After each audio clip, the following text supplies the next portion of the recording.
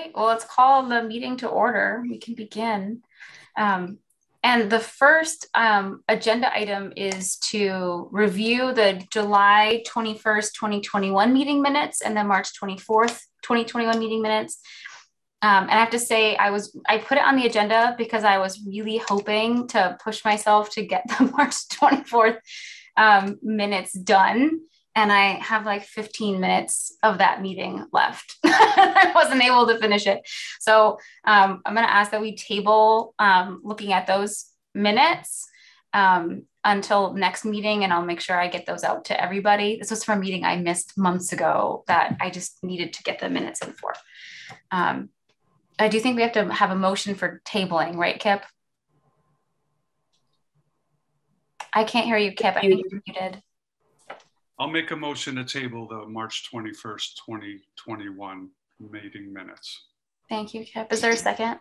Second. Thank you, Michael. Okay, I'll make sure I get those to you next meeting. But I think we should definitely look at, did everyone have a chance to look at the recent minutes from July 21, 2021?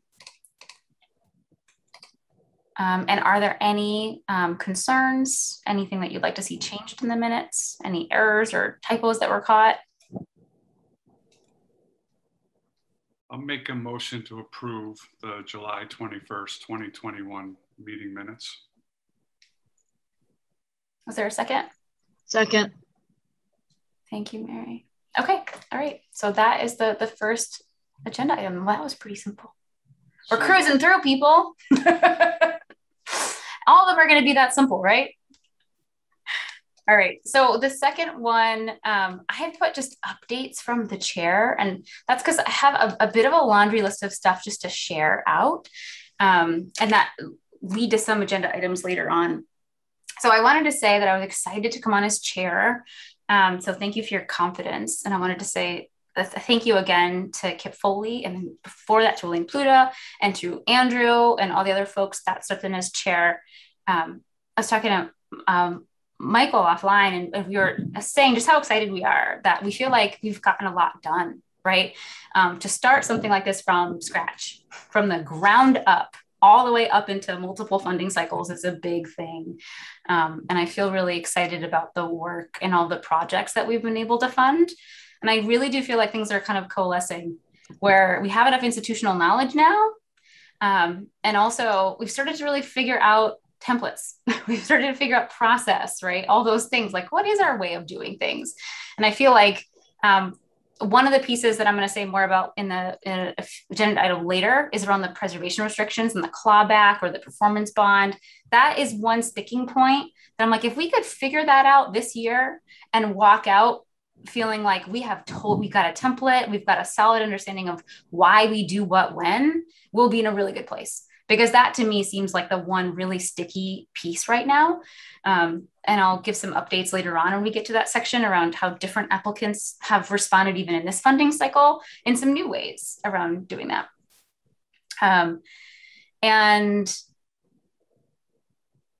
Thank you, Kip. I'll get to that in just a second. So that's one piece that I think we definitely need to figure out. And it's later on in the agenda to start talking about it. I don't think we're going to come up with any answers today because there's some need for us, I think, just to find out who we're working with in the legal department right now. So I guess the next piece of the update is just that Jenna Wellhoff is leaving. Her last day is August 13th. She was the one who we did most of our work with, right? Who helped us write contracts, So we're losing someone again in the law department that has institutional knowledge of what we do.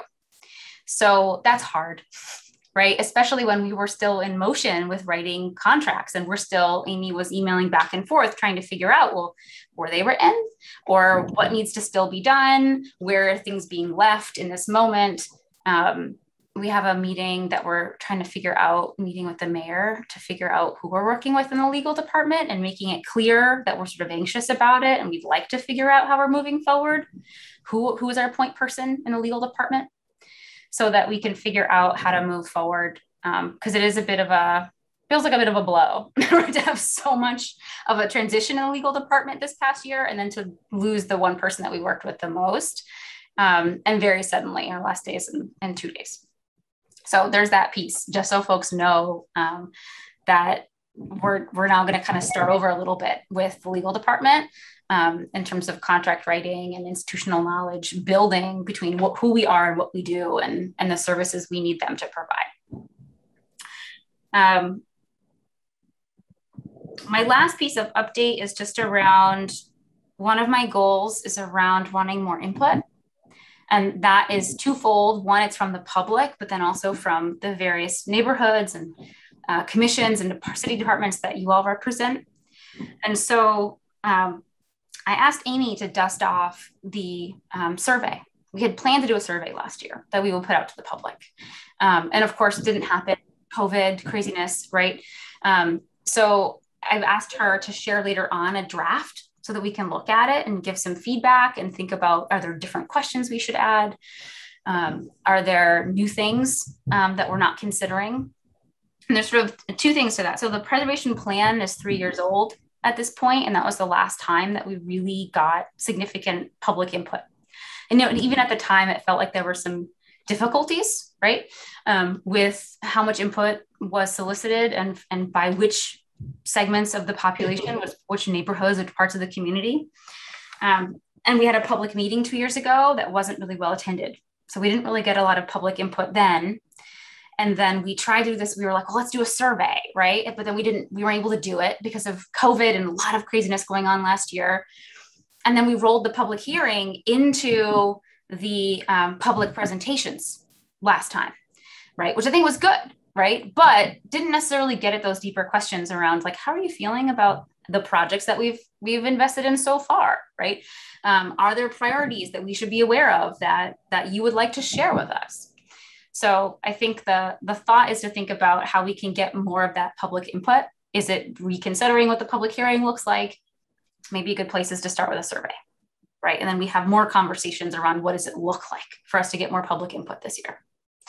And the last piece is wanting more input from you all, from your various boards, commissions, neighborhoods, groups. People are involved in a lot of things, right? Like we don't all just come from this one, commission or one department. People have different things they're involved in across the city. So one thing that I was hoping to do next meeting was to ask for everyone to take 2 minutes and do sort of a brief and brilliant. Here's what's going on from housing. Here's what's going on from conservation. Here's what's going on from the planning department or planning board rather.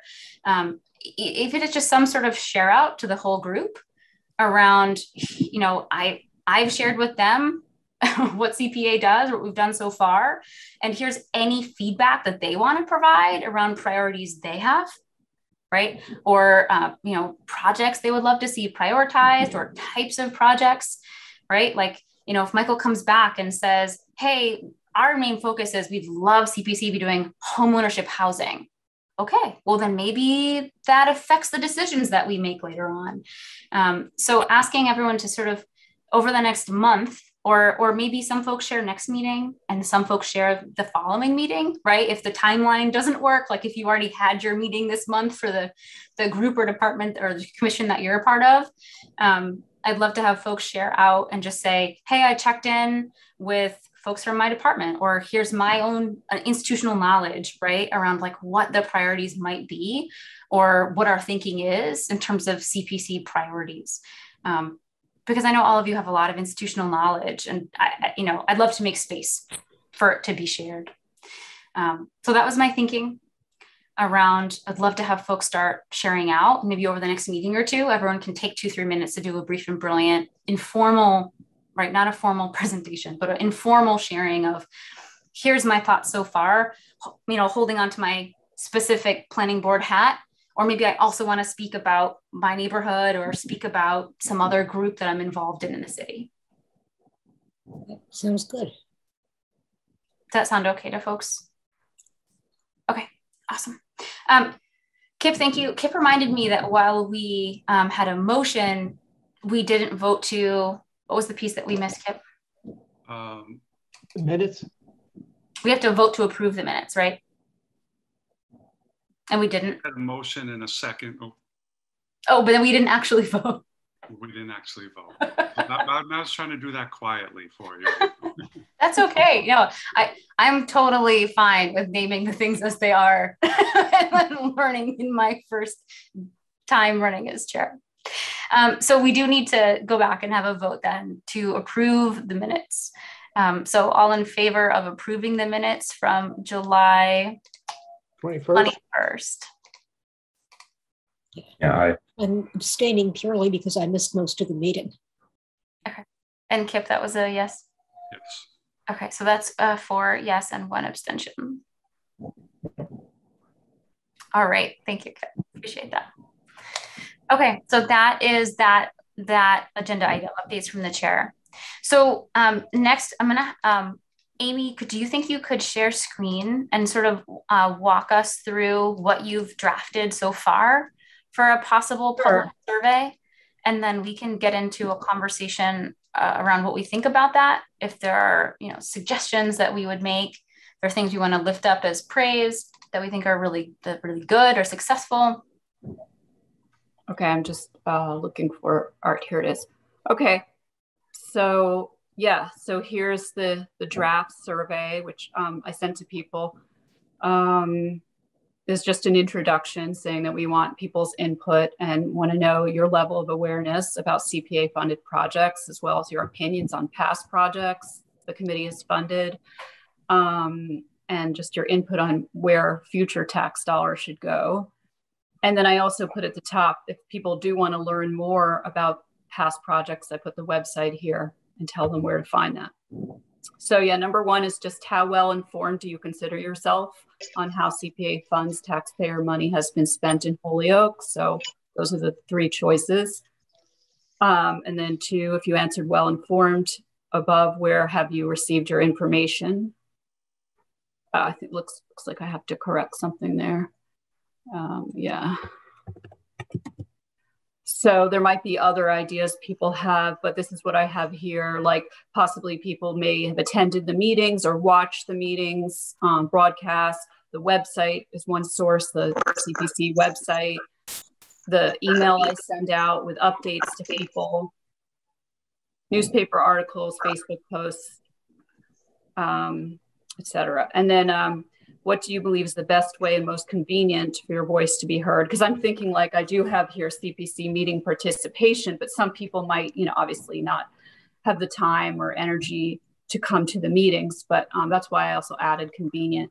And then you can see the choices here, the meeting, online surveys like this one, an informal discussion on priorities in general for Holyoke, a well-publicized public meeting to learn about specific project proposals, for what is your overall opinion of the value of the projects that the Holyoke CPA has funded so far in the historic category. So basically I have a question about each category. This is the historic category. And I do give some examples of them without listing all of them. But of course, people can look at the list.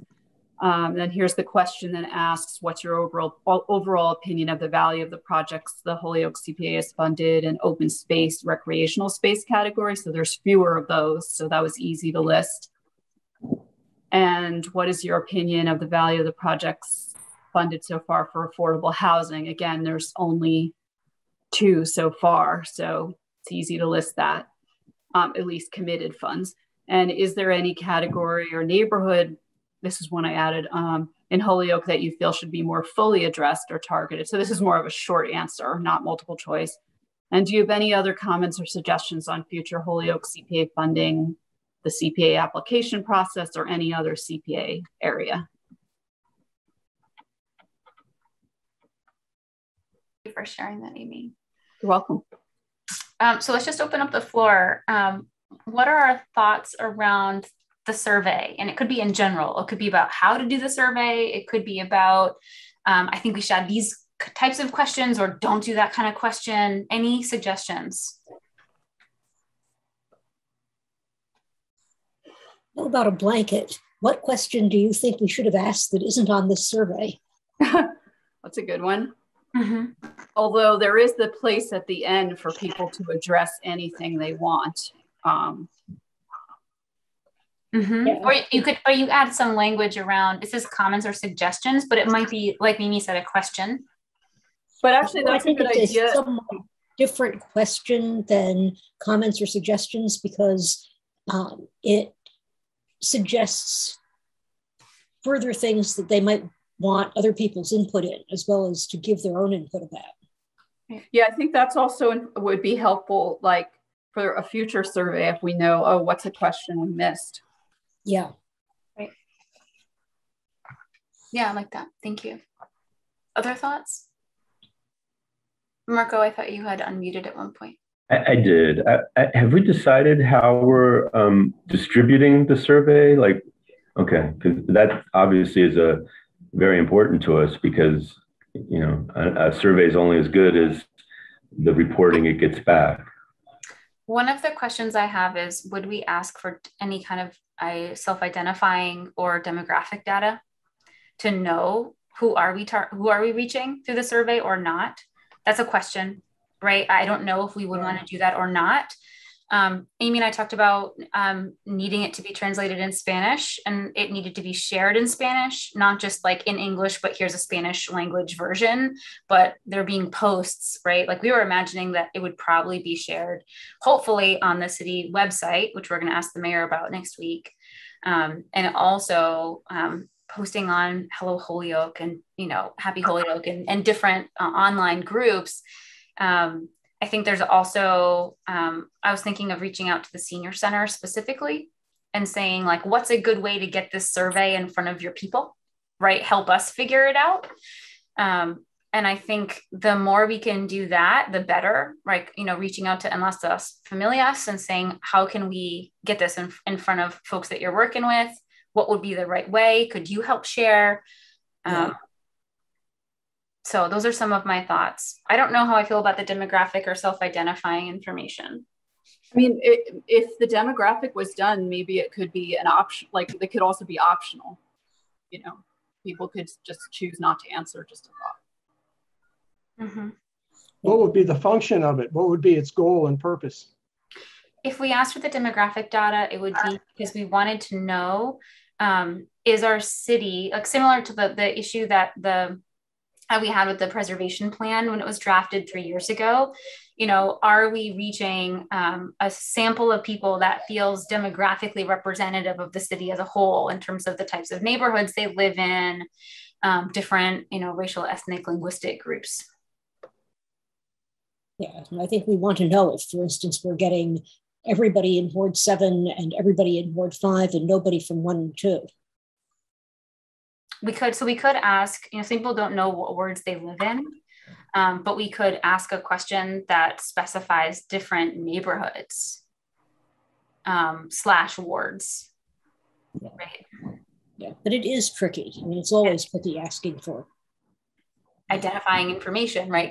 Could maybe put people off as well. Marco, you had your hand up again.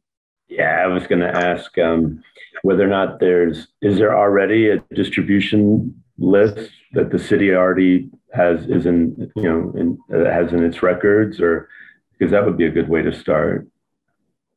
Yeah. And I didn't say anything about the content. The content seemed perfectly fine, especially for an initial survey, and we can tweak it because maybe we're not going to send it out right away, but this could become a vehicle to then maybe use in the future as well. You could send other surveys that are targeted over maybe current projects that we're looking at, or who knows.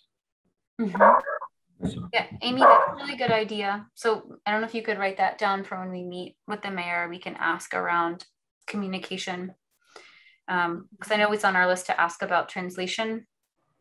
In the city, I don't know if everyone has heard of this, but it's good, right, that the city is starting to really put more money and prioritize translation.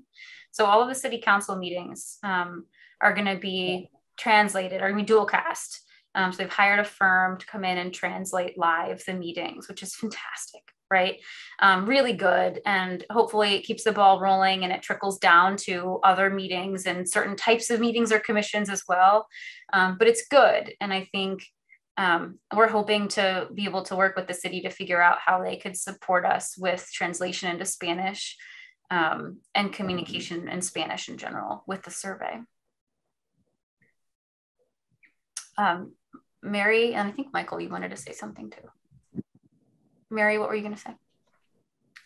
So CPA funds come out of our taxes, and the tax bills are sent out by mail, even if you have an automatic withdrawal.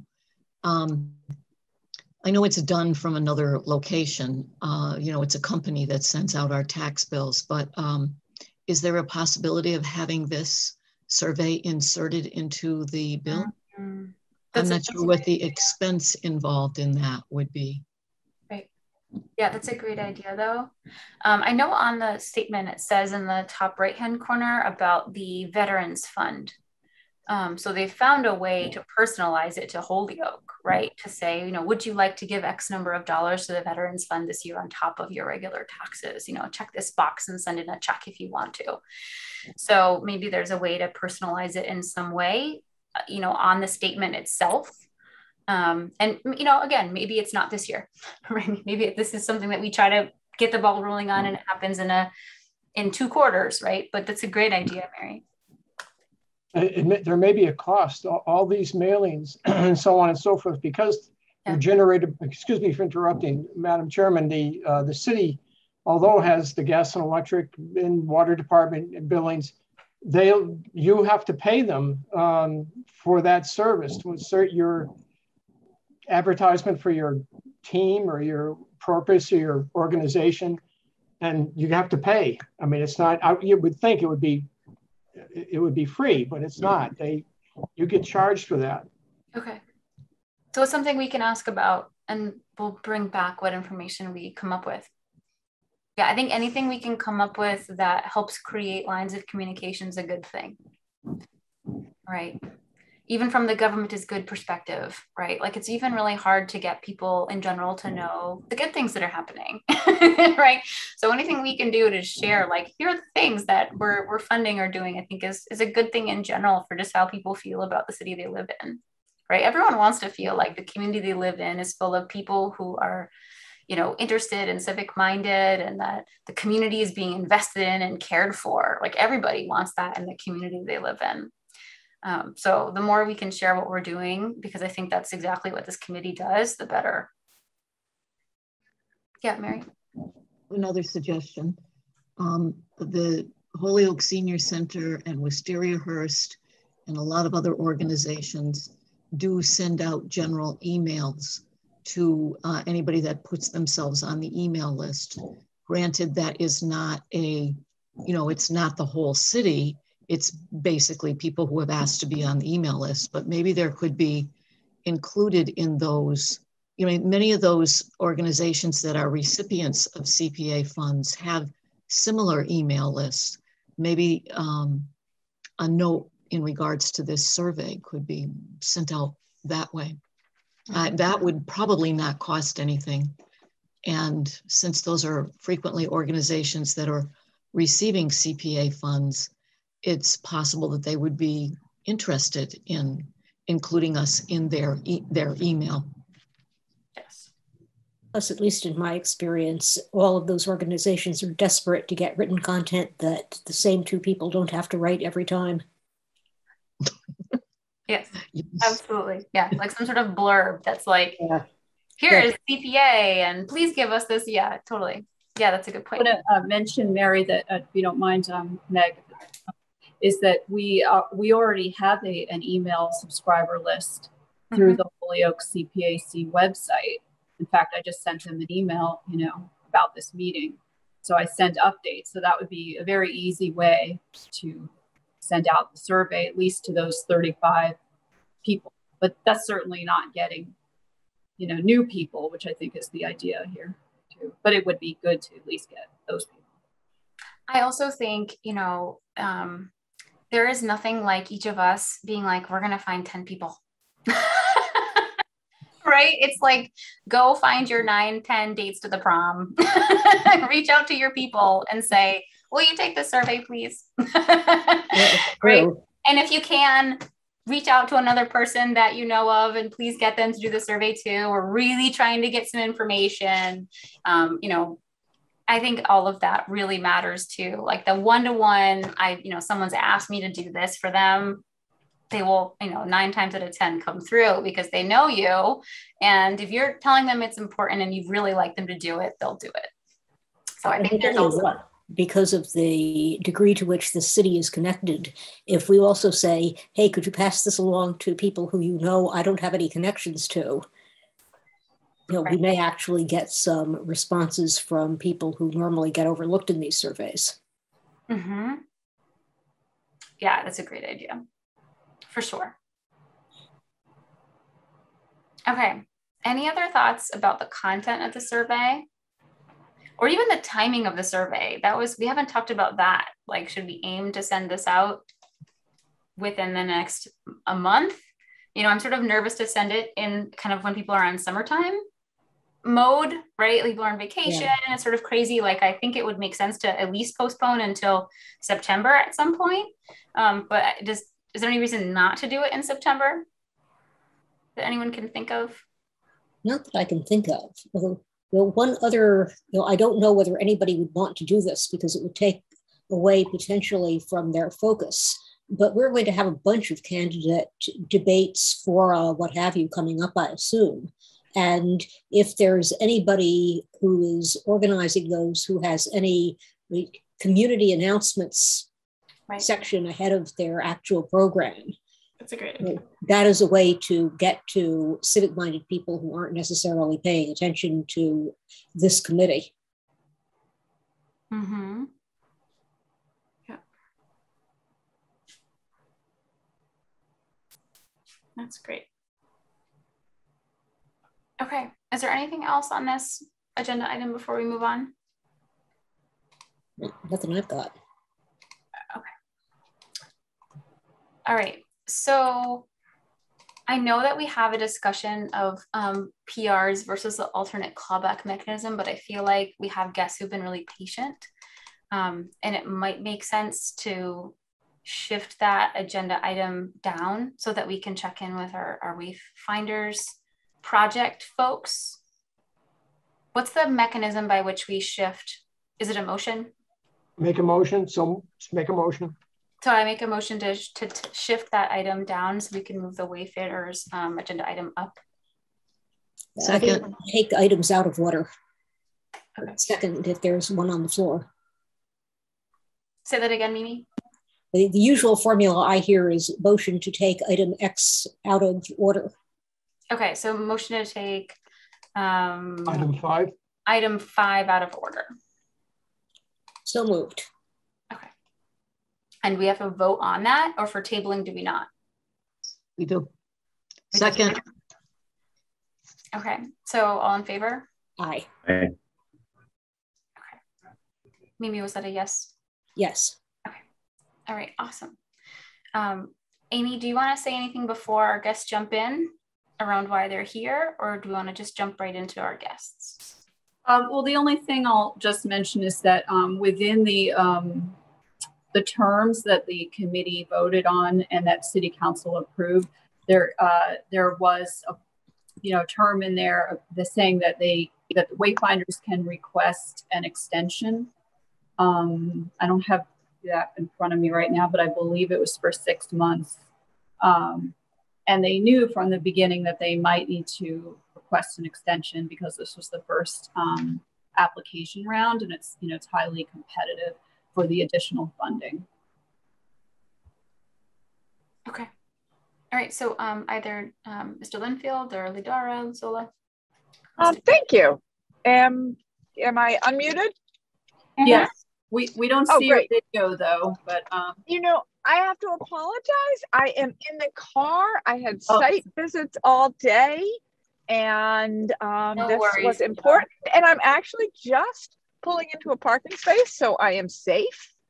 And I can see if I can turn my video on. Let's see if this works. Yeah. You guys just, I'm in the car. Here I am. Seatbelt safe.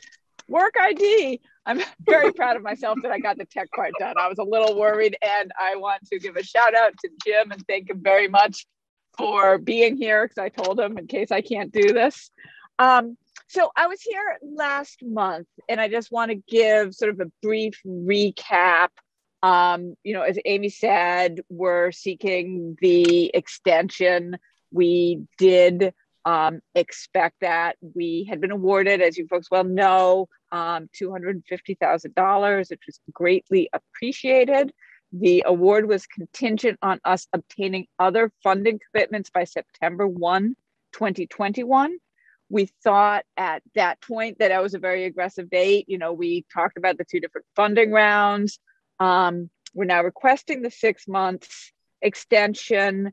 When the original vote went to town council, and please correct me if I'm getting any of this wrong, I believe it was put in that the CPC, the committee, could grant the extension without going back to town council. The great thing to announce is that we have been invited into what's called the mini round, which is a round for projects that are highly ready to proceed. And they're also for projects that show that evidence a lot of community support. So Holyoke was part of making this get onto a faster track. And CPC was part of making that get onto a faster track. So this faster track is a submission by the end of September. We would hear about the funding probably late in 2021 or early 2022. We would have our finance closing first or second quarter. We would have a summer construction start, and we would have project completion probably third or fourth quarter of 2023. So we're very excited. And on top of that, today is a great day because we did get our certificate of occupancy with Library Commons phase 1. And it just looks fabulous, and we are eager to continue our work. So we respectfully request the extension. Well, any debate or discussion on the floor before we take a vote, Michael? No, I don't have any problem with anything that she said. Or the 6 months, you're requiring a 6 months extension to your present contract. Correct. Correct. I did ask at the last meeting, could we have something in writing to duplicate what you just said verbally?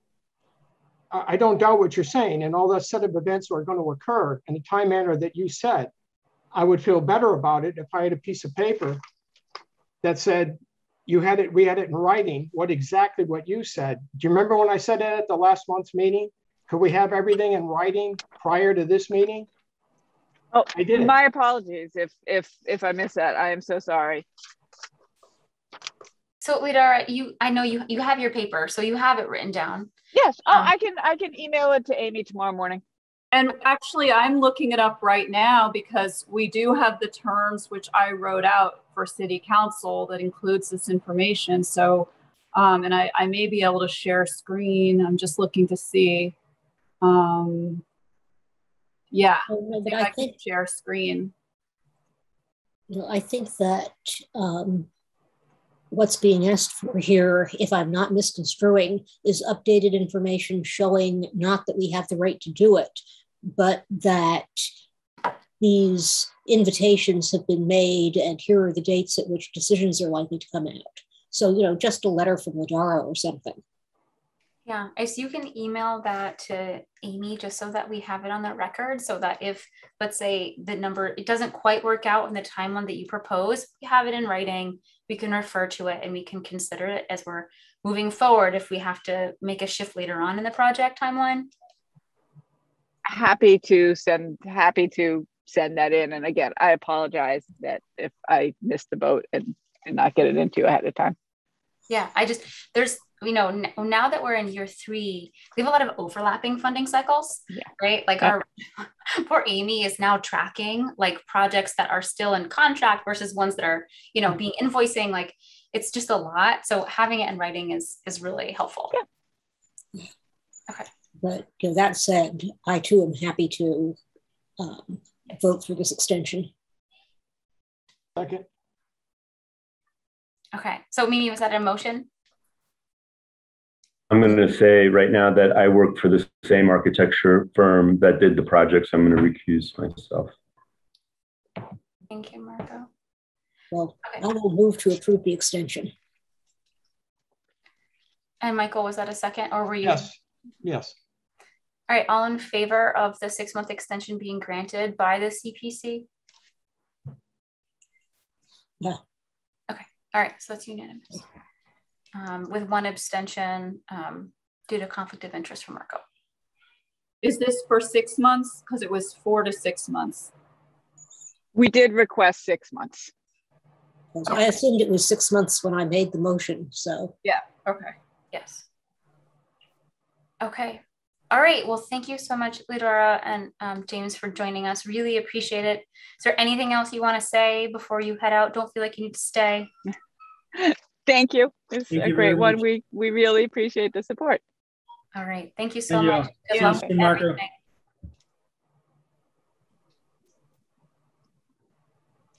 All right. Awesome. And I want to say before we move on, I just wanted to thank Amy. Did a great job on the survey. I really appreciate the work that you put into that and thinking it through and pulling out all the numbers and examples. The survey looks great. Yeah, it did look good. Thank you. Thank you. So thank you for that. Okay, so moving into the next agenda item, which is looking at preservation restriction versus the alternate clawback mechanism. I just wanted to give a bit of an update, and we can have a bit of a conversation. I don't think we're going to solve it tonight. But just to give a little bit of an update, I'm trying to think historically now how many applicants we've now had who've had a problem with preservation restrictions. And, it was first like when Holyoke CDC, where they pulled their application because they were uncomfortable with having a preservation restriction. And then, it sort of, continued, right, with other applicants as well. So in the latest conversation that I had with the merry-go-round applicant, it's starting to feel like it's a rinse and repeat conversation where people are like, well, I don't want to do that. What about this? What about that? Are there other mechanisms? Could we do anything else? Something else? And I think from my perspective, that's happening for a few reasons. One, I think is because, a lot of the other restrictions that we're dealing with are coming to us having been done because of regulations that the applicants are under due to other state and federal regulations. So they may come in with a affordable housing restriction, but they're not just getting money from us, they're getting money from state and federal sources. And so they're following these greater regulations and processes, and they're used to doing it. And the conservation restrictions, right? Like folks are like, we're used to doing this. We know how to do a conservation restriction. We would never argue with you on it. But the folks that come to us for historic are very different, right? A lot of them tend to not be these players in the, let's pull together multiple pots of funding. They're not really dealing with state and federal regulations. These are often private nonprofits or private businesses. These are folks who are not in any way used to there being regulations like this that are being asked of them. There's some real anxiety and nervousness around what a PR means and how it could be used, and what it means for them. Just the idea, I think, of not having total control over something that you currently have total control over can feel like a lot, right? So I think there's that. And I think there's also us swimming a little bit in what are we asking and why? What does it look like? Is it different from one applicant to the next? And I think applicants have a sense that they could come back with, I don't know about that. We should do something else. So that's just something I wanted to share, that the merry-go-round came back and said, we're nervous about the PR because we think it gives you control that we don't like. We think that it means that you would be able to tell us that we couldn't make decisions that we want to make with our business or the carousel or the building. And could we do something else? Could we do a performance bond? Could we do something else, right? But of course, when I pushed, they weren't that sure about what a performance bond was either, or who would hold it, or what does that mechanism mean? And how is it different from a PR in that it would give you what you want with autonomy, but us what we want with accountability. So there's a lot that I feel like we have to figure out. And maybe it's what comes out of, me and Amy meeting with the mayor and trying to figure out what law department, but I feel like we now have a bunch of options on the table, right? Are we asking for a performance bond? Are we asking for a clawback of some kind that we come up with a template, right, with the law department? Are we asking for a preservation restriction? And what I'd like to be able to do is spend some time like digging into that and then coming back with sort of here's what a PR is and would mean. Here's what a performance bond is and would mean. Here's what a clawback is and would mean. And then we have to, I think, come up with a process that we can be consistent on. Because what I fear is, we're going to have certain applicants that feel like it's being required of them, and other applicants are sort of getting well, we know you. And so you don't need to do this thing that we asked the last applicant to do. So I think, am I right, Amy, that the only applicant right now that we've asked to do a PR and has accepted it is the Armour Co. 90 Ray Street? Okay, I was just trying to find that because it's possible that Chestnut Street also accepted the PR. I have to look back at that as well. It's a little hard because I have some of my files back at City Hall, but I'm doing most of my work at home.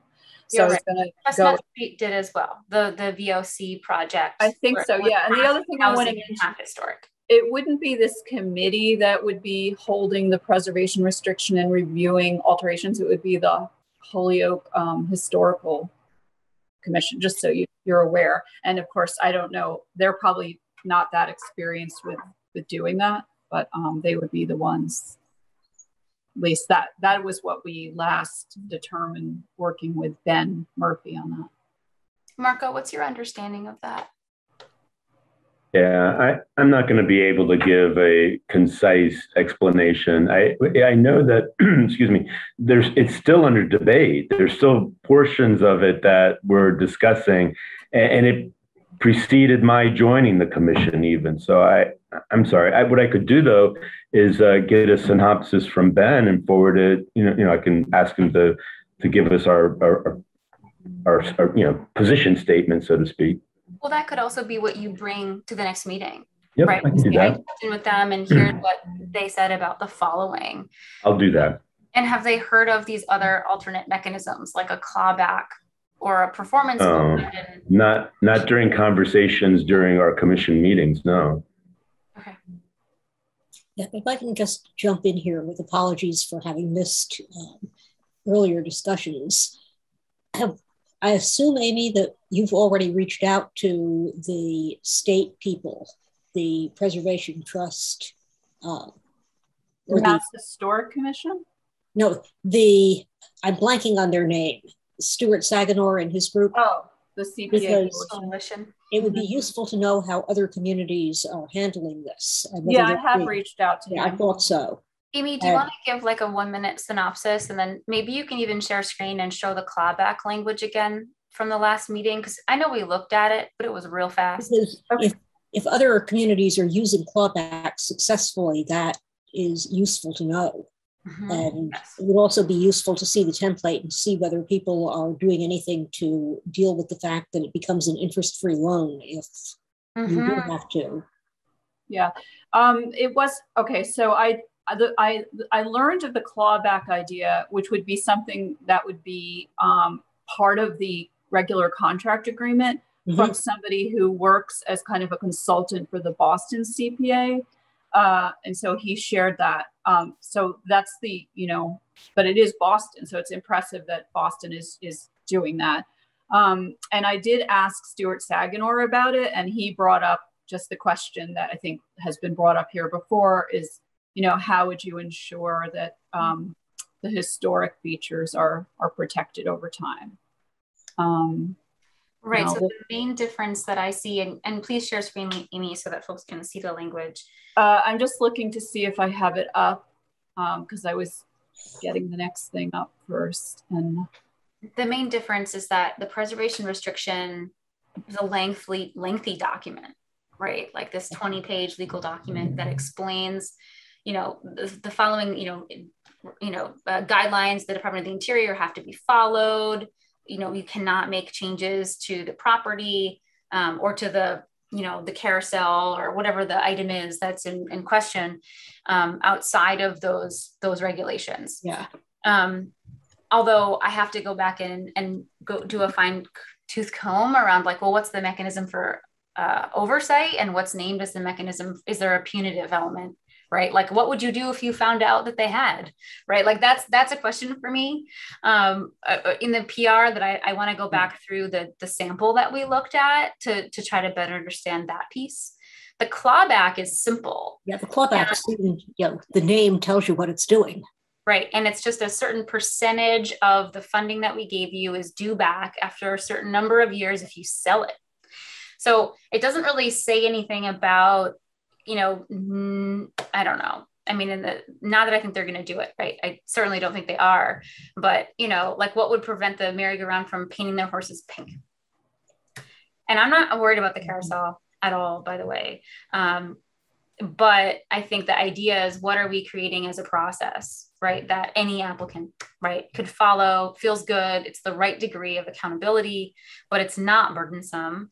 It's acceptable to both parties, right? Amy and I even talked about the idea that like, sure, you could have a clawback mechanism, but like really what we want to know is just, do we trust the people that we're giving the money to? And so what does it look like?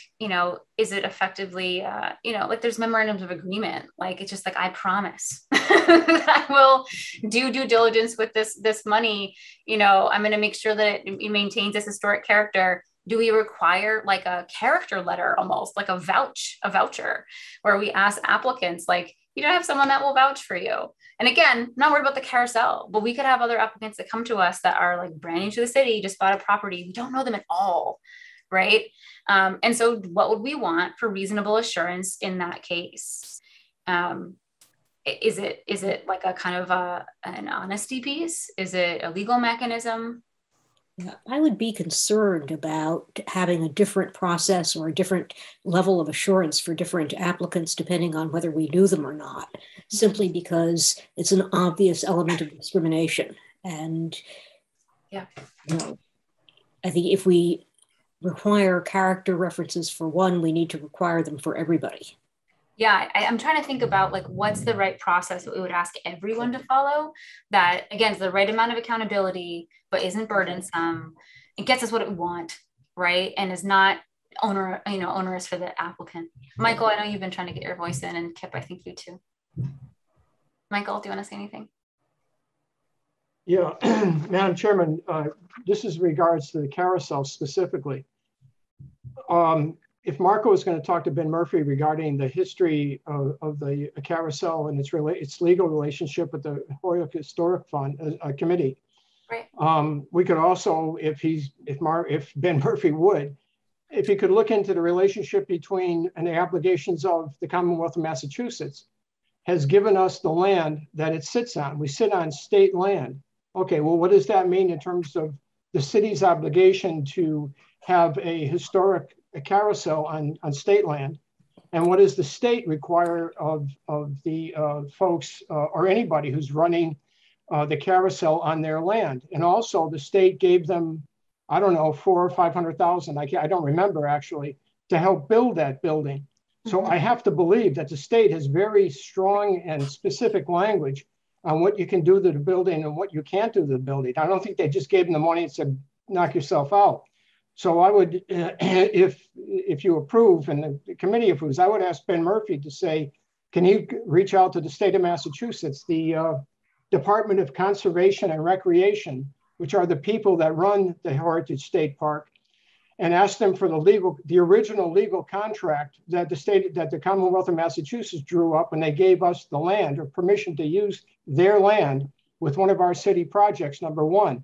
And now what are the obligations and responsibilities we have to the state for that? And then number two, they gave us, like I said, $400,000 or $500,000, I don't remember.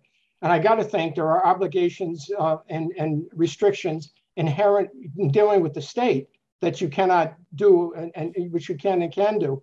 So if we were to find that out from Ben Murphy through his efforts, God bless him, we could then determine that, well, maybe in this area it's a little weak, or maybe, quite frankly, the inherent obligations of the original contracts, both for the use of the land and for the money to build the building, are so strong that it really is not needed, that the state will step in and say, you can't paint horses or whatever the case may be. I think that's because very you're not true. And I think anyone who like the affordable housing piece, right? Anyone that's doing something for like the state or federal government, we're like, you've already done it. Check. Right? We're not going to ask you to do something different. And I think in the case of the carousel or any other project, it should be clear, right? That like, we're not going to require an additional preservation restriction if you already effectively have some layer of oversight that shows you're going to follow the standards we would want you to follow. You know, I totally agree with you, Michael. Yeah. In the report that Amy actually the report in front of us, if you were to go to Exhibit A, as part of that, can you scroll up, Amy, so we can see Exhibit A? I'm not sure where you saw Exhibit A. Oh, you mean just under the same place where I was? Yes. Okay, because it's D is this section. No. Okay, A is right here. Right there. Okay. Well, anyway, it's here. And this is part of that. This is revised at the bottom of the page. It's revised May 2021. And it's part of that publication that Amy has in front of us. Under Exhibit A, project application and statement of grant award, it has the following.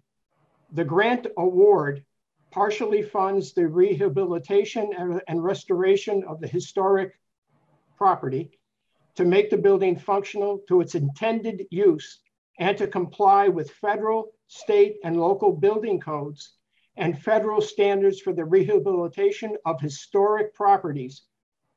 So right then and there, that paragraph, we're telling you, whoever you may be, that whatever you happen to be doing, you have to comply with federal, state, and local building codes and the federal standards for rehabilitation of historic properties, which this clearly is, and by making improvements you ever want to make. So if you were to, you know, plus we have the Holyoke Historic Commission, that's the people that are in charge to enforce this. But you also have the contracts driven from 25 years ago that the state drew up. So I think, really, I don't think we have much to worry about. I think the state will be down on their, should they do anything extraordinary, and I mean really extraordinary, I think the state would stop them in their tracks. And so would the Historic Commission. I emailed, I'm sorry, I'm blanking on the name. The woman I was been talking to, I don't think it was Maureen, on this question. And I asked her, like, can you share with us, like, is there any restriction, any document of understanding that you signed with the state at any point that would show that you already have kind of put this promise in some sort of legal document somewhere? Because if that's the case, then we wouldn't need to do anything different. But in the case of a project that's not like that, right? Like, I think that we need to come up with whatever our process is, or sort of an equivalency, right? If you've already done the following at the state level, we would accept that, right? Or the federal level, we would accept that. If you have not done, you know, A or B, then we would require C, right? Because I agree, some projects are going to come forward having already, for whatever reason, had some sort of state or federal document of assurance, where it has its own levels of oversight and accountability. So, Madam Chairman, if Marco, and you would agree, if Marco could ask Ben to look into the original agreements between the state for the use of the land and when the money was given to build the building, what's inherent in those contracts, I would think that would more than cover any apprehensions or that we may have that may do something out of the ordinary. But I would think they would be far more onerous and far more demanding than we would be, especially if it's a contract that you would, if you take this $400,000, you got to do this and all this stuff. I would have to think in this state, they would be cover that. You know, you can't alter an historic building. You have to go through the, I would have to think you'd have to start with the Holyoke Historic Committee and go from there. But if you've got contracts that are signed contracts and agreements, that's it. You have to, the other piece though, is that from their perspective right now, they don't have accountability to anyone. and they like that. Well, I'm not so sure. You know, and so we might feel like they have accountability, right? But they currently don't. They're like, we just keep things to our board. We don't share anything with anyone. We make our own decisions. We don't like the idea that anyone could have any oversight over us. So even if, you know, that's the other piece too.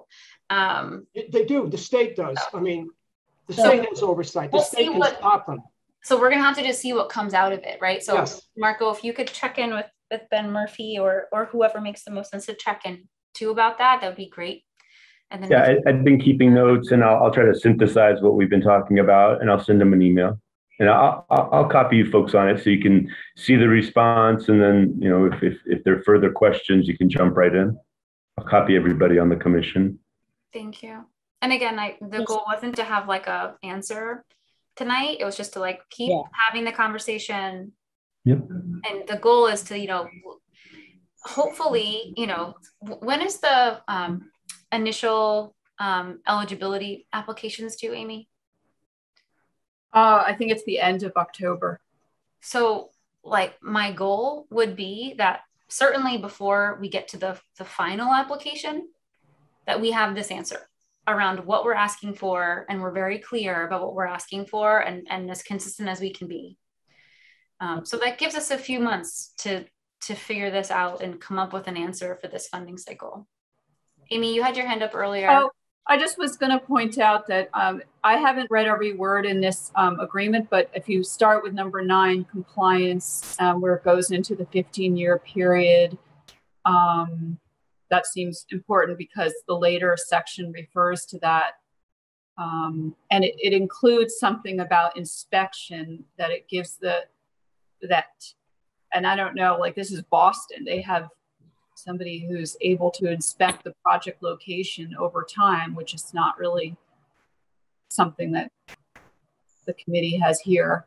And then because sorry, I was looking for the place where it talks about the clawback here. It refers, at some point I saw, I think it's right here, somewhere here. I'm sorry, now I can't find it. It said, it referred, yeah, here it is, number C. In the case of a violation of section 9 above, grant funds shall be returned. So it refers back to that section I was just talking about. Mm-hmm. So that seems pretty important even to this clawback. You know, if I can step back for just a second, since we're talking about building a process here. Yeah. One thing that might help, no matter what path we choose, is some sort of educational piece or procedure where we make it very clear to everybody who is even thinking about applying that there are these requirements and that they will lose some control over their property. And if they're not prepared to deal with that, then maybe they should rethink asking us for the grant. Yeah. And, you know, the problem is in part that there's a surprise for them later. It's not the actual existence of the requirement. And it's our shakiness on it too. It's like, we're still like, do we want to really ask for that? You know, like I feel like the applicants must have some sense that like we've been questioning it openly, like of what we want to ask and how open are we to what they want us to do, right? Like it's been, yeah.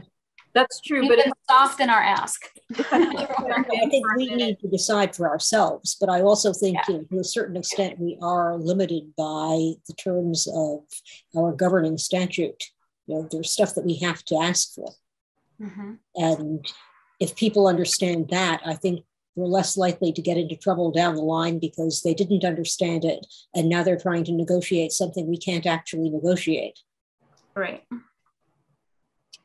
If I could just jump in for a minute, Meg, I just wanted to mention that I was very aware of that after the previous round. So I did send examples of preservation restrictions to all the historic applicants and talk to them about it. And it's mentioned in the actual application. But I agree that it's really not enough. And I think that some people, including the Holyoke merry-go-round, maybe it just wasn't part of their process to take that right away to their law departments, since it was just at the beginning of the application process. And so it would be worthwhile to have something really clear about what's going to be required.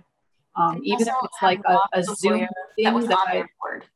What? That's the other issue. The merry-go-round lost the lawyer that was on their board. So they currently feel like they're sort of living without legal support or representation. So that's also a very real reality with this one specific applicant. Yeah. I mean, but maybe even if it was like a Zoom meeting that I did with all the historic applicants, you know, to like, and maybe somebody from the committee, like the chair could be there too, just to say, you know, this is a requirement to take into consideration before you apply, and this is what it means. It might like leave a stronger impression if there's an actual meeting, you know? Yeah, I think that makes a lot of sense. And also just creates a space for conversation right off the bat. Yeah, I think once we have a clear sense of what our ask is, I think then we need to come up with a communication plan around it. Yeah, for sure. And Mary, did you want to say something? No, I was just fidgeting with my machine. Sorry. Okay. All right. Kip, yeah, go ahead. So I think so that we're all on the same page, right? That if my memory serves, acquisition of property under the historic category requires a preservation restriction. Correct, Amy? Yes, that's correct. So, and we've never had that. And then the law provides for the discretion of the CPC as to whether or not they want to require preservation restrictions for other types of projects. So where we have discretion, it's complicated, right? And I think to have a consistent policy is a worthy goal, but I think we're going to have a hard time really establishing that, and because there's a lot of variables, right? Like including money. Like I think about someone, you know, these are my senses that these are expensive for applicants to comply with, and to, you know, draft a preservation restriction and have it go to the Registry of Deeds. So smaller applicants are going to have a harder time justifying, you know, taking $10,000 and spending $3,000 on legal fees. And I don't know that that's a number, I'm making up a number, versus a large award. So whatever policy we come up with, I think has to take that into account. And then there are things, you know, where, you know, private versus public, nonprofit versus profit. There are a lot of variables, and I do think that there is some advantage in maintaining flexibility. And then the last thing that I'll say is, you know, when I look at the Boston agreement with the clawback, on page 4,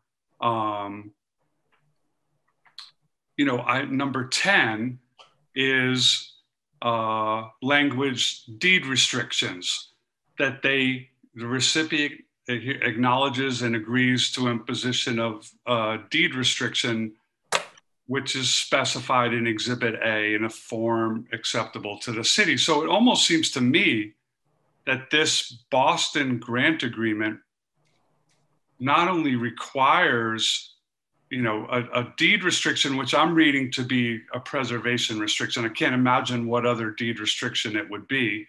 But then also, you know, a deed survives a transfer of ownership. A deed restriction would survive a transfer of ownership. And so there also is a penalty that if you sell this within 15 years, we're clawing back money. So, you know, I think Boston's requiring, it seems to me they're requiring a deed restriction on this grant agreement. So, you know, I'm a fan of being as least bureaucratic as we can possibly be, and as user friendly, and finding ways to protect the taxpayers' money but in a way that isn't so burdensome that we're, discouraging applicants, and then in some circumstances, requiring expensive preservation restriction on something like, and I'm going to use as an example, the merry-go-round, because my guess is that they're not flush with cash, and that, and I think with some certainty, they're probably not going to, take our money, restore some of the horses, and then I don't know what, like I can't, start selling them off, start, painting them fluorescent orange. Like I'm having a hard time thinking about like, what's the risk with the merry-go-round application if there's not a preservation restriction, just simple contract language that says you're not allowed to make any significant change to the merry-go-round. And if they do, they're in breach of the contract, and they risk the city coming after them for the money if the city fathers and mothers decide that that's in the city's best interest. So those are my comments. I agree that it might make sense for us to talk about what's the threshold and to name it really clearly. Like if you are a project that's asking for under this, X number of dollars, then here's what we will require. And for these larger projects, we're going to expect the following, right? Or if it's a specific, if it's building repair versus, something that is historic but is documents or horses, right, on a carousel, right? It might make sense to really detail out our procedure based on the type of project, right? Profit versus nonprofit, private versus public, threshold of funding.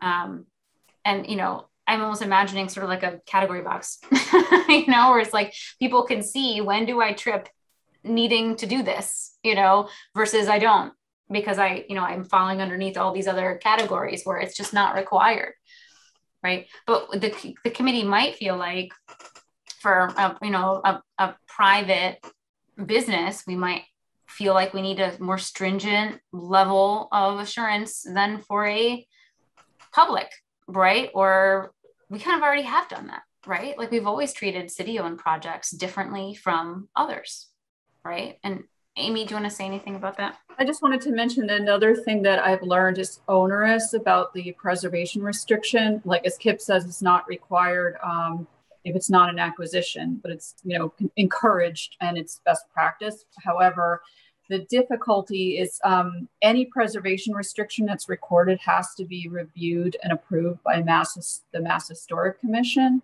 even though it's not an acquisition.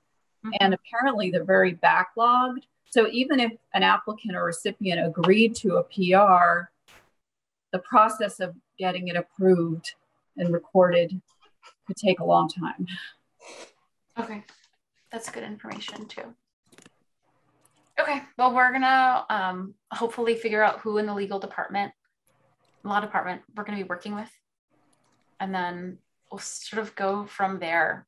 I feel like we need to do some more research and then like get a policy on paper, right? Prior to the end of October, when folks are starting to work on their final applications. Okay, unless anyone has anything else to add, I'd like to move on to the rest of the agenda, which is more businessy. I think we'll move pretty fast.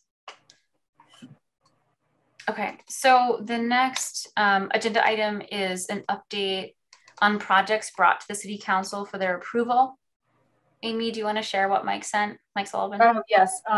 So the fire truck extension, remember that project was originally, I think, for only a year or less, has been approved by City Council for the 3-year extension.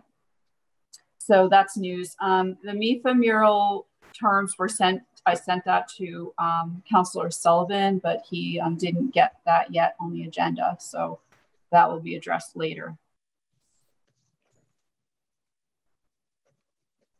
Uh-oh, is Meg still there? Well, her name's still on the screen. Presumably she's still here.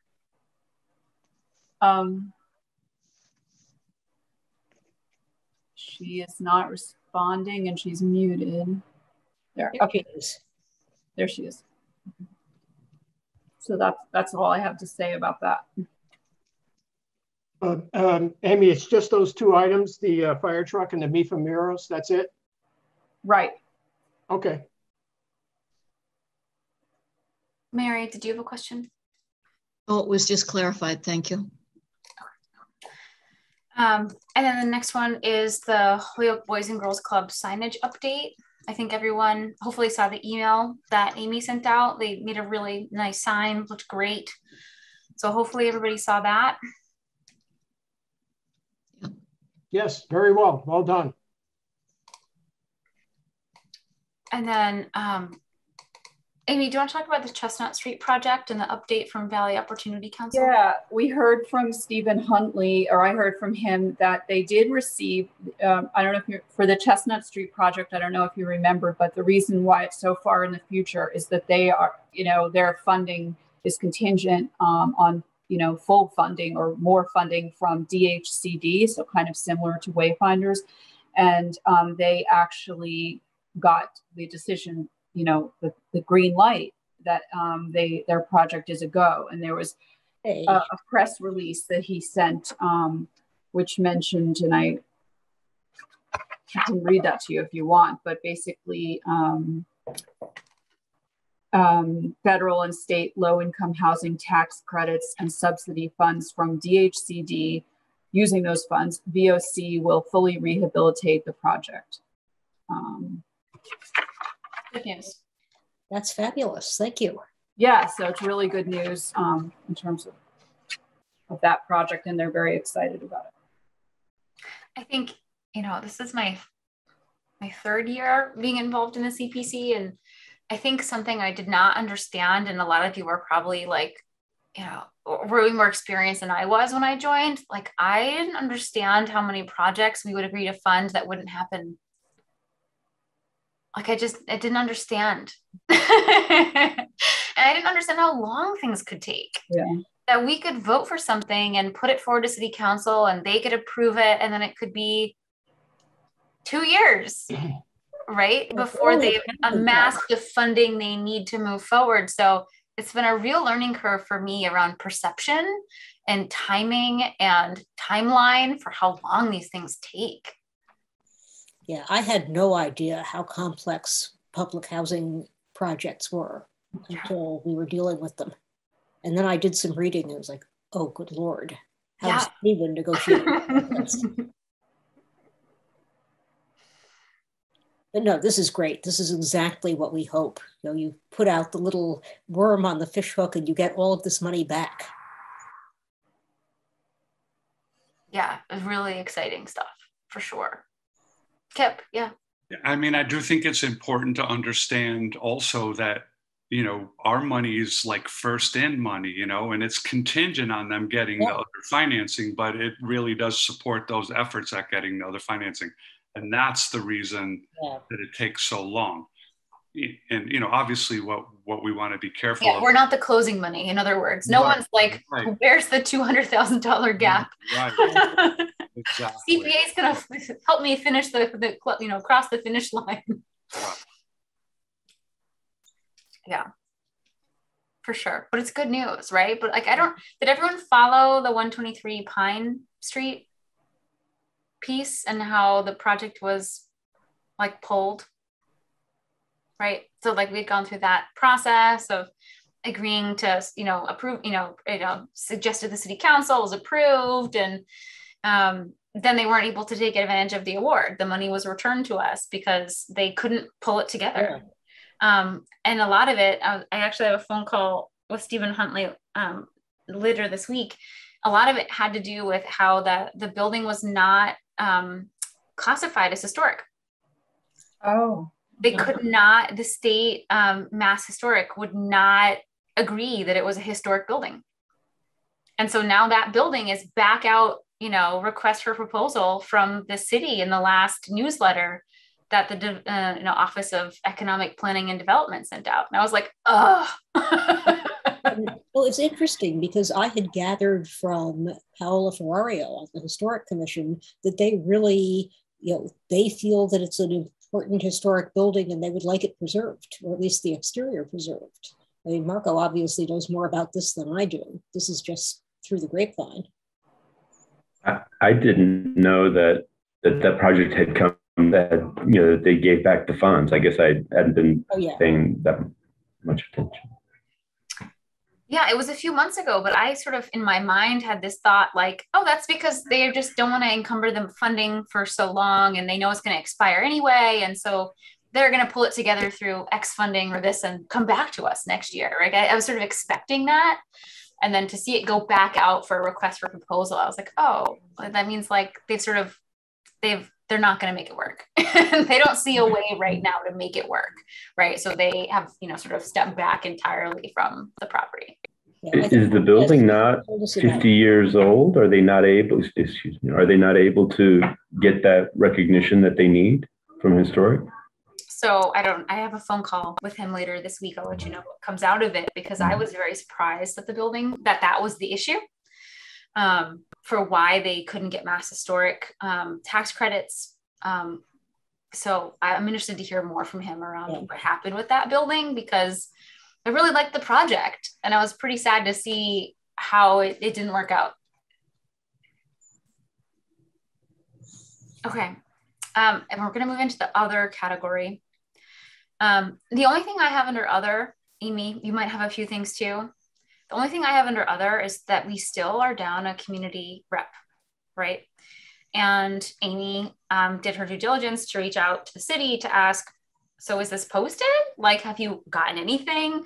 And the response was like, well, yes, it's on this internal, it's not friendly, right? You have to go in and search for it under, employment opportunities, basically. And it is there, but they've had no interest at all, no applicants. So I reached out to a few folks to say, who could you recommend? So I'm supposed to have one phone call with someone this week. But again, if any of you have some great community, civic-minded folks in your back pocket, where you are like, this person would bring something, maybe a different neighborhood or a different perspective or a can-do spirit to the CPC that you want to recommend. Again, I think oftentimes, asking around and making it a personal ask can be a really good way of finding folks to come and volunteer. So we are still down, and we've been down like, I think 4 months. So this is one of the city council appointments, presumably. Mm-hmm. Yep. Yes. Okay. So that was just my last piece, that if anyone has any suggestions or you want to reach out to folks to ask them to apply, please do.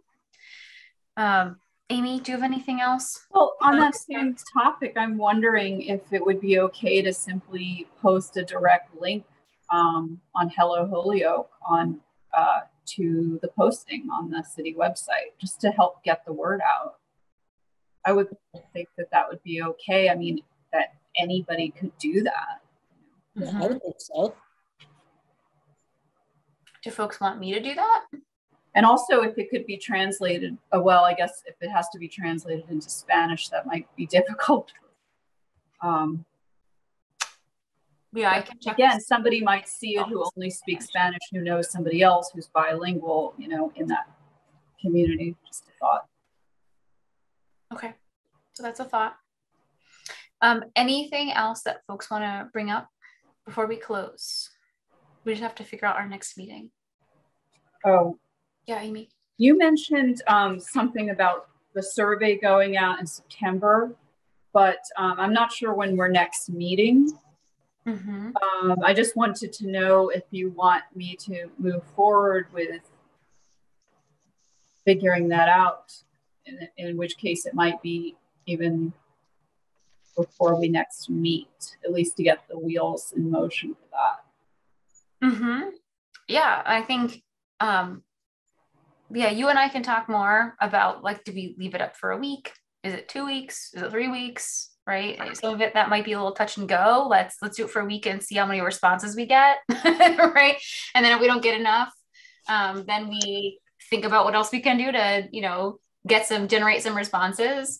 But yeah, I think, you know, given the response from the committee, that it makes sense to move forward. The only question that I think, honestly, we didn't necessarily talk about language was just around what demographic questions we ask.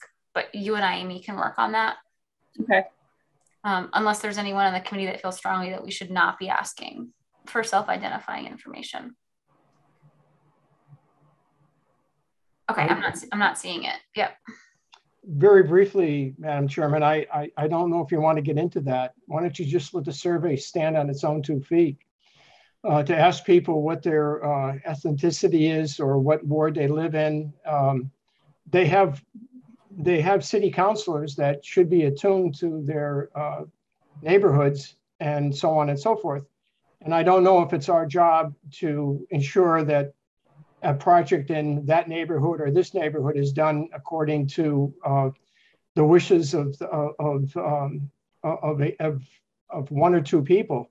I like to keep it gender neutral or racial neutral and just ask the people, do you like the stained glass repair? Do you like, or some other, our projects aren't really, they don't really affect,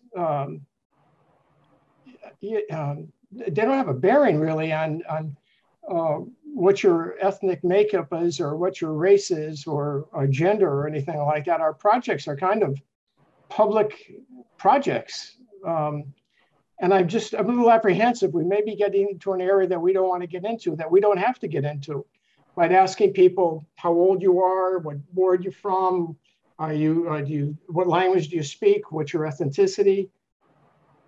Our projects transpond that, are somewhat above that. Sure, but I totally agree with that. But I think if we asked, this would be more internal for us to know if we're doing what we need to do with the survey to get it to a representative. It wouldn't be like, oh, we're upsetting people in this neighborhood. It would be more, do we have to do more Spanish language outreach, right? Have we gotten to no one that's Spanish speaking? And so we're not really getting a representative sample from the community. It would only be internal for us to know if we need to do something different with the survey communication. Yeah. That was my thinking. Yeah. I don't know what the end. What were you saying, Mimi? Sorry. And then back to Amy. As far as I know, and this is pretty much just gotten from watching the OPED director occasionally deal with surveys. But I think, you know, although you want to be very wary of sensitive information, like, for instance, income levels, it is useful just as a way to interpret the responses we get to know, you know, are you getting disproportionate responses from one ward or from one ethnic group? And, you know, if you know that you're getting a whole lot from one area of the city and virtually none from another area of the city, you can then get responses you do get so that you get a better picture of who the full city actually is and what the responses are telling you. And sometimes what they're telling you, of course, is that you failed in your distribution and you don't have enough responses from some part of the city. But if it's a minor disproportion, then you can adjust. You can weight your responses. But that's what it's for. It's not for, oh gosh, we need to pay more attention to this ward or this ethnic group feels underrepresented. You know, presumably that isn't what this instrument would tell us anyway. I know of 2 surveys that have gone out that I'm aware of recently, and one was through the Office of Planning and Economic Development, and the other one was through Conservation Commission. So maybe also, you know, Mary, if you have any know-how around how that survey operated, maybe you could find out and let me know if they did ask for demographic information or how they asked for it. And then I can also reach out to the director of OPED to ask him how that was done, because maybe there's just sort of a consensus, right? And we sort of just follow what's normally done. Yeah, I mean, I don't feel strongly about this either way. I just wanted to clarify that as far as I could tell, the information was for us and it was just to know who we were reaching. Right. Yeah. Mary, I'm sorry. Actually, Amy, you were first then. Just quickly, I just want to mention that one of the criticisms of the CPA plan from 3 years ago, there was a survey, was that it really didn't reach all areas in the city very well. It was very disproportionate. So that in a way you could come away with a misleading idea of what the priorities are because of that. So in a way, if there is a way to do this to get a better representation of Holyoke, that would kind of correct what was done previously, or at least help inform. It may not correct it right away, but it could help inform for the next time, to figure out how to reach more people. Sure. Mary? Okay, so on the, I don't have any answers. I do agree with actually both Michael and Mimi, so I'm not sure where the middle ground is, but I'll ask at Conservation Commission if there was more detail than I picked up on, but I know that one of the things that they did for getting the survey out was it was available on city website and it was a noticeable location so that people would see it there and click on it. So that's one thing. And in regards to how they measured who they were reaching, they asked a lot of questions that did have to do with neighborhood. In other words, your neighborhood, is there, a walking trail, or, and then they did ask, for you to identify the neighborhood, and they also asked, it was sort of a cross-reference. Do you ever use the the walking paths in the Highlands? So that way first of all, there were a lot of questions. So that was more cumbersome than what you've produced here. I kind of like this one because it was so concise. But anyway, those are some of the ways that they operated. And I'll ask at the next meeting if there was specific demographic information. I don't remember anything more demographic than asking for people to identify their neighborhood. Yeah, I would like to find a way that it doesn't feel cumbersome. Like I do like that it feels doable in its current form. I don't think it would take someone more than 7 minutes, right? Maybe less. So I think whatever we do, keeping that in mind makes a lot of sense. Well, in order to make sure they got a cross-reference, it was very long, I thought, the one that they did for conservation, but anyway, they did it. They had to do it for their open space plan. You have to do those periodically. It's required. How many responses did they get? Do you know? Well, I'll ask that. I don't know off the top of my head. Okay. All right. Well, thank you, everybody. We have a date for our next meeting, Madam Chairman? Yeah. Well, so we normally do the second Wednesday. That would be September 8th. Is that a date that folks want to check? Is that a date that works for folks?